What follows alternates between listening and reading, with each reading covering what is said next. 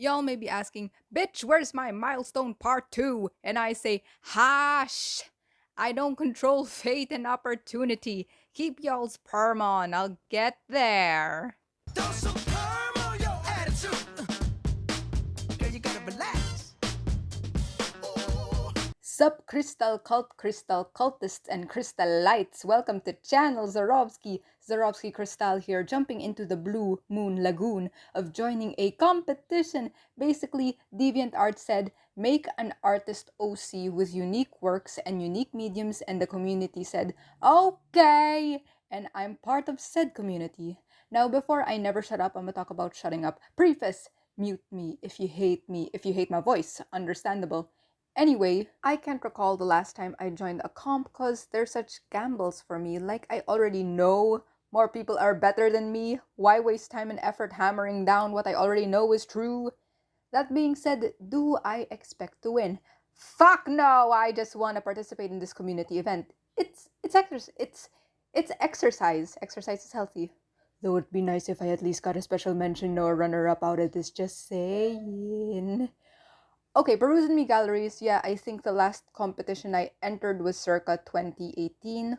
Also an DA for Pacific Rim. M- must resist urge to bitch about sequel. Point is Pacific Rim and Philippine Ribbon. That's like my fantasy. Of course, I went in, did two works.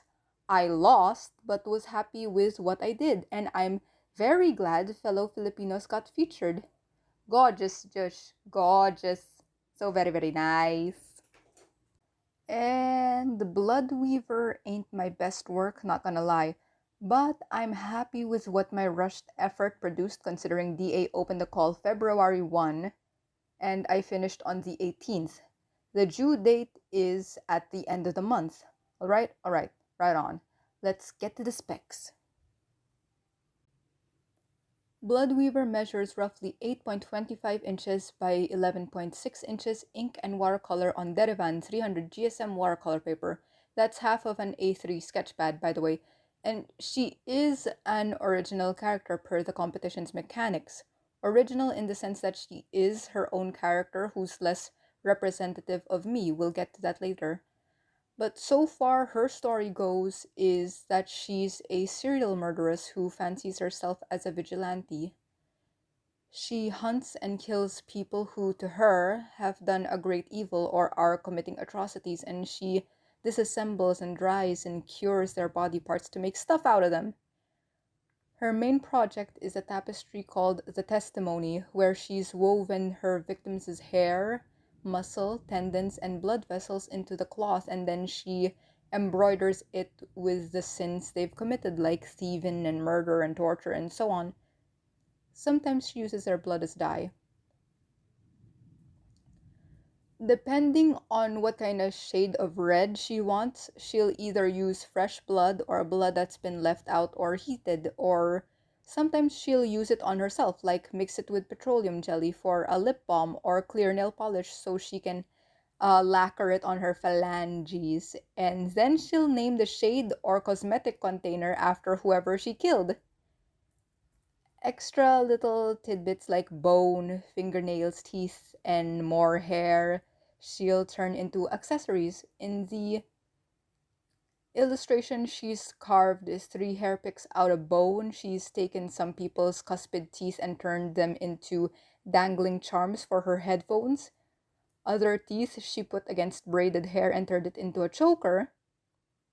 And somebody's fingernails she's turned into a bracelet while she's wearing this ring made out of braided human hair. That's why in the Art Nouveau halo in the background, there's a hand with no nails and a toothless skull, and a needle threaded with human hair going out of frame. What she didn't make for herself, though, the rest of her fit. Filipiniana with camo green undergarments, Bloodweaver is wearing an embroidered red traje de mestiza, and I designed for her this Art Nouveau headset, open-backed and beset with rubies, y'all. Why a headset? Cause Like the rest of us, homegirl Bloodweaver likes listening to something something while working. Know what I mean? Y'all picking up what I'm laying down? What is she listening to? True crime podcasts. And that's all she ever wrote. Okay, illustration notes. I included spiders and webs as an allusion to Arachne, one of the most iconic weavers of all time. Thing is, Arachne got punished for her hubris. Y'all think Bloodweaver should be punished for what she's doing? Tally ho to the comments below. Like, share, comment, and subscribe. Anyway, another any anyway, another adornment I included were the ropes, chains, and meat hooks. What I like in my rendering is that it looks like Bloodweaver made gallows out of her victims' guts. But story-wise, that wouldn't be the case. Bloodweaver probably would have used chains, meat hooks, and other hardware a butcher might use for preserving her targets' body parts. Also, the entire wooden structure framing this piece is a weaving loom inspired by traditional weavers here in the Philippines. Side note, weaving by loom isn't the only method indigenous Filipinos use. There's also backstrap weaving and going by the wheel. Y'all can research it yourselves. And usually there's no carving on Filipino looms. It's all utilitarian, no frills. But the floral carvings I did put in this piece aren't just decorative either, and I've even used them before in a similar context. Calachuchi and Ansurium. Calachuchi, aka Plumeria, aka temple or grave flowers, and Ansurium, aka the lace leaf plant, are flowers associated here with burial, cemeteries, funerary prep, death basically. They're rendering references, wood carvings done by Pinoy artisans. Post key crystal will add on screen. Last illustration notes, I love how the blood and wave droplets turned out, and don't they just look full and juicy?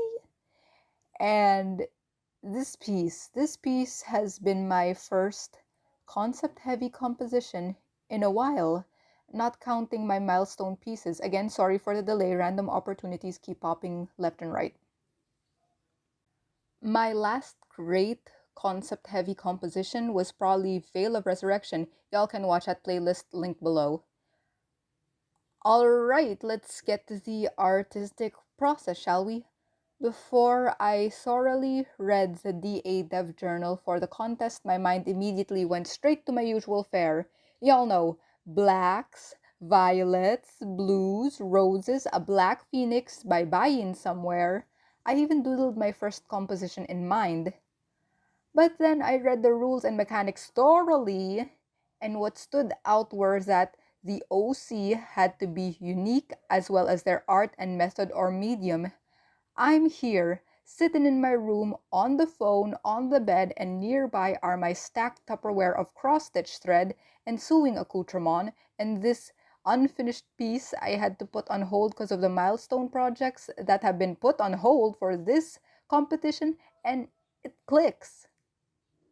I grabbed my 2018 NCCA planner designed by Roel Huang Manipon, which featured indigenous master weavers and their people's fabrics, and that was my springboard, and I got to it.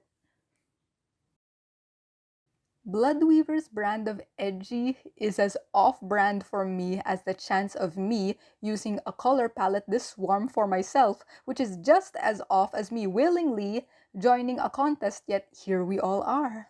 And I pat my shoulder for adding another obra that's palette consistent rather than all over the place.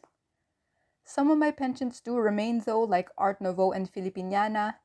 Meanwhile, I gave the background a touch of depth with the gradient and splotches.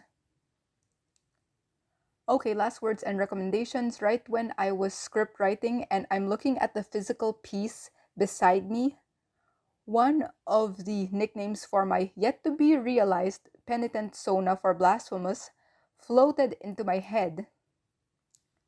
Matadora del Monstruo. And I was like, yo, why didn't I make Bloodweaver a matador? And she's like weaving her own cape, like, ah! And the name Matadora del Monstro means butcher of monsters, which in Bloodweaver's head, she is. Ah! Also, apparently, Manila used to host bullfights. That being said, if bullfighting in Manila existed during the 20th century, does the traje de luces count as Filipiniana? Will I redo this piece in that fashion? Maybe. Who knows? Maybe you do if you subscribe to get crystallized. Zarowski Crystal here of channel Zarowski saying ciao for now. Over and out. Evidently, I'm script writing this while I'm near my period.